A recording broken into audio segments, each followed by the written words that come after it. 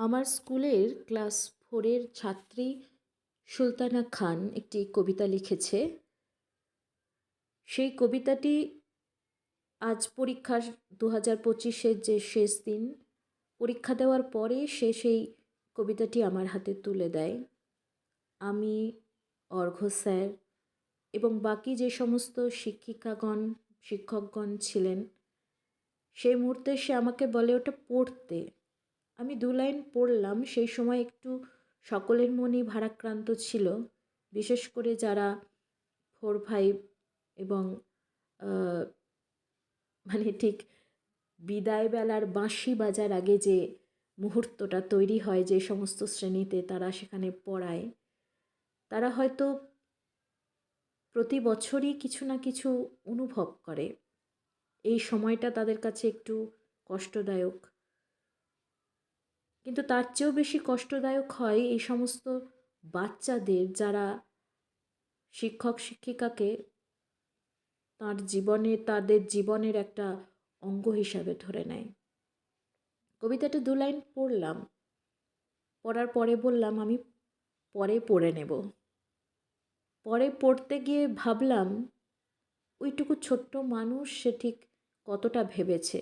সে যে নিজে লিখেছে, তার লেখার প্রত্যেকটা ছন্দে, প্রত্যেকটা কথায় সেটা কিন্তু বোঝা যায়। কিন্তু তার লেখার মধ্যে একটা অফুরন্ত ভাবনা আছে। সেই ভাবনাটা তার স্কুলের শিক্ষক শিক্ষিকাদের নিয়ে। তার সেই লেখা কবিতাটি আমি এখন পাঠ করছি। দুজনেরই ভুল ত্রুটি মার্জনা করবেন। ক্লাস 4-এর আজ শেষ পরীক্ষার খাতা বন্ধ। কলম থেমে গেল শেষ। হৃদয়ের বাঁশিতে বাজে বিদায়ের সুর, অজানা দেশ। 7 বছরের পথ চলা সবই ছিল স্বপ্নের দিন, আপনাদের আদর্শে গড়া সেই সুন্দর দিন। আপনাদের পাঠে জলে জ্ঞানের আলো যেন হার, আজ বিদায়ের বেলায় মনে পড়ে সেই হার। প্রতিটি পাঠে শিখেছি সত্য, মানবতা, আর লেখা হয়ে মনের পাতায় রশ্মি। আপনাদের হাসি কথায় ভরে উঠত ক্লাস, সেই স্মৃতি এখনো বাজে হৃদয়ের রশ্মি। আপনাদের প্রতিটি পরামর্শ ছিল দিশা, আমাদের ভবিষ্যৎ গড়ে তুলেছে নবীন জ্যোতি।